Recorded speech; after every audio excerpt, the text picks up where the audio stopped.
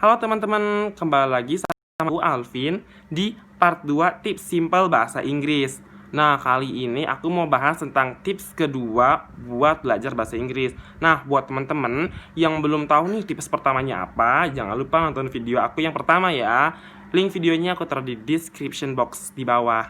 Nah, buat teman-teman jangan lupa like, komen, dan juga subscribe ya teman-teman. Karena subscribe-nya teman-teman itu, like dan komennya itu sangat membantu untuk channel ini ke depannya. Terima kasih teman-teman. Oke, langsung aja ke tips kedua. Apa sih tips kedua? Nah, kalau teman-teman mau tahu di tips kedua ini, teman-teman juga harus tahu tips pertama. Jadi jangan lupa nonton videonya, oke? Tips kedua ini adalah membaca. Kok membaca sih tips keduanya gitu ya? Karena kayak teman-teman tuh nggak bakal bisa berinteraksi sama orang lain, kayak teman-teman tuh nggak tahu cara bacanya gitu ya.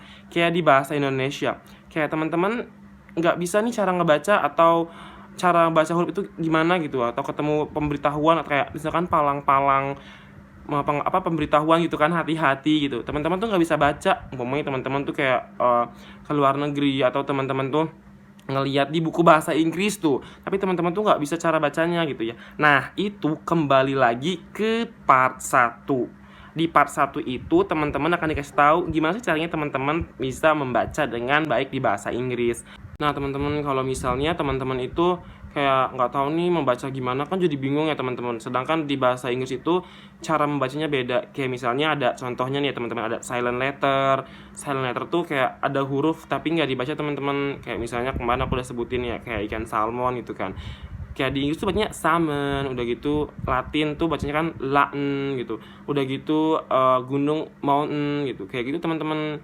Terus kayak juga ada pengubahan konsonan huruf, kayak misalnya dari huruf T ke huruf D, kayak letter gitu kan. Udah gitu ya masih banyak lah teman-teman kayak gitu. Jadi kayak teman-teman tuh harus tahu di tips pertama, karena tips pertama itu sangat membantu teman-teman untuk membaca bahasa Inggris di buku-buku itu. Jadi jangan sampai teman-teman baca salah, akhirnya udah jadi kaku gitu di lidahnya teman-teman, dan akhirnya pas teman-teman berdialog sama orang native speaker atau orang bulunya, teman-teman kayak yang udah biasa, contohnya baca kayak ikan salmon atau baca sesuatu yang mungkin teman-teman nggak tahu gitu ya teman-teman. Jadi pas teman-teman bilang ke orang bule tuh kayak, apa sih ini orang ngomong apa sih?